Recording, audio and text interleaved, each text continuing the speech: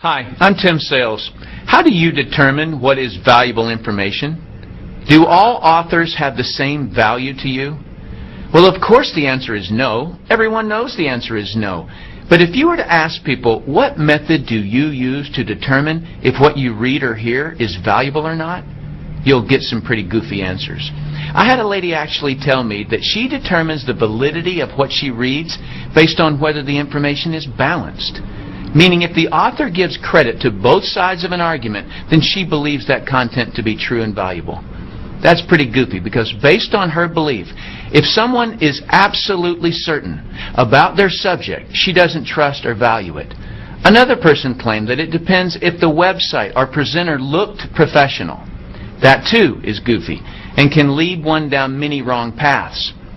My former profession was underwater bomb squad. The information we operated on meant life or death. I learned there how to place the correct value on what I read or heard. My desire here with this short clip is to share with you how to determine whose advice to take.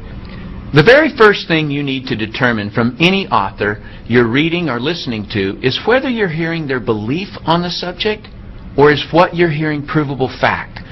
I'm saddened at how people will read a person's belief on a subject and forever operate their life as if the author gave them provable information. I remember a history professor giving the class his religious beliefs as if it was factual. The sad part is there were people who took that professor's belief mostly because he appeared to be an authority to all of us. But the information he gave us on religion was his beliefs only, none of which was provable. That being said, you have to be very careful in reading or listening to statements of so-called facts that mislead you. As an example, I recently read, your odds of making big money in network marketing are lower than winning at gambling in Las Vegas. Well, factually, the highest odds you can get in Las Vegas is the roulette table at slightly under 50-50 odds. So the author's statement is true. But how the author tricked you was by implying that making money in network marketing is based on odds or chance. It's not. It's based on performance. So the whole statistic is actually irrelevant. Had the author actually succeeded in network marketing, he would have known this. The author also tricked you by taking the statistic out of context.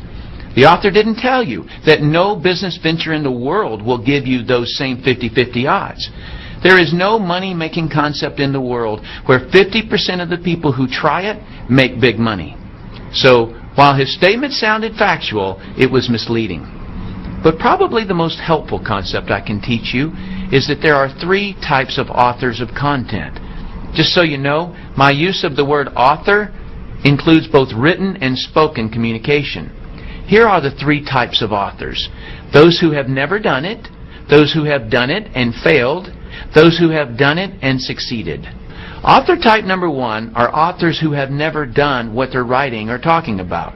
Newspapers, magazines, television writers, and reporters rarely have done what they're writing or talking about. Their information comes from hearsay and as an outsider looking in. Many attorneys, professors, parents, and in-laws give advice on subjects they've never done. The majority of the books at the bookstore are from authors who have never done what they're writing and talking about. They can write or speak about it, but cannot succeed at doing it. Their advice is rarely sound because it's based on invention, another person's information, or hearsay.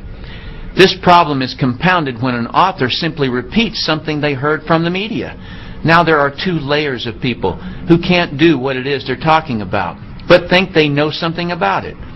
Authors who have never done what it is that they're writing about or who have never succeeded at it cannot possibly place the correct importance on the subject. You can always identify authors who have never done it because their content is slightly or grossly off the correct subject. As an example, I read a web article claiming that multi-level marketing success was mathematically impossible. Do you see what I mean about authors writing about what they've never done? He completely missed the subject. And as for his mathematical theory, that's like claiming that it's scientifically impossible for a bumblebee to fly. Has it ever occurred to that author to just look? The MLM industry sells $109 billion worth of products and thousands of people earn millions of dollars. Plus the oldest MLM company is still growing. Author type number 2 are authors who have failed at what they're writing or talking about. When someone has failed at what they write or talk about, it is common for them to be critical of the subject and those who do it. When someone is critical of something, they are inclined to find fault with it. Why? Because something about the subject is a complete mystery to them, and they feel inadequate. They obviously couldn't figure out some part of it, and they quit before they ever found out. Take, for example, a person who wanted to be a real estate investor but failed at it. He will project his negative experience onto whatever he writes or says about the business. He'll typically write and talk about what's hard, wrong, or dangerous about real estate. Why? Because he never figured it out, and someone who succeeds at it proves his inadequacy on the subject of real estate. His worst nightmare is people succeeding at real estate investing. His negativity may focus on the aspect of real estate investing that caused him to fail, but more than likely he doesn't know why he failed. So he tries to make everything about real estate wrong, including anyone who does real estate. Just a warning, on every subject there are more people that quit at it than people who succeed. So you may find much more negative information about your subject than positive information. Do not take advice from authors who have quit at what they write or talk about. They are resentful and do not want you to succeed where they failed. Others' success only proves their inadequacy. They may claim that they only want to protect you, but in reality, they only want to protect themselves from a sense of failure by preventing you from trying and succeeding. Author type number 3 are authors who have succeeded at what they're writing and talking about. If an author has succeeded at what they are writing or talking about, they are a valuable asset to you, and their advice is worth listening to. They know what is important and what is not important about the subject. If you hear information from author type 1 or 2 that concerns you, ask author type 3 to explain it to you. They will be able to explain things and categorize the information so that it's logical. Please note that there is a vast difference between someone who has been successful at their subject and someone who has been merely educated about it. Just because a person has studied a subject or has been doing the subject for 20 years doesn't mean they can successfully do it. A beautician can study all about hair. That doesn't mean she can cut hair to her client's satisfaction. A psychiatrist may have been able to listen to her teachers and may have been able to read the required textbooks and may have even been able to pass the state board examination on the subject. But can she fix another person's problems? If she can't, don't take her advice. A student who has been educated on a subject has only proven that she can be a successful student. She has not proven that she can successfully perform in the subject. The person you should accept advice from on a subject you're researching is the person who has gotten the results you desire.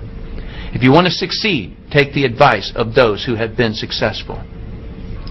In conclusion, the easiest advice in the world to give or receive in business or money-making ventures is don't do it. But keep this idea in your mind about money. The most amount of money you'll ever lose is the amount you'll never make. Let's say you're looking at a business where you can make $1 million a year that requires an investment of a few $1,000s. There are people making that amount in the business you're researching, but someone gives you the simple advice of don't do it. So you don't. You may think you saved a few $1,000s, but what you really lost was $1 million a year. The cost of that poor advice you took was way more expensive than the few $1,000s you saved. If you read a website or listen to someone that is recommending you not do a particular business, just ask them for a better alternative where the same return is available. And of course, don't take their advice unless they've succeeded in the business they're recommending. I personally do not have a stake in what you choose to do in network marketing. But being someone who has been financially successful, it's heartbreaking to me how many people are stopped or derailed by some author who doesn't know what they're talking about and shouldn't be giving advice on something they haven't been able to succeed at. Thanks for watching this clip. I hope this information helps you to determine whose advice to take. I'm Tim Sales.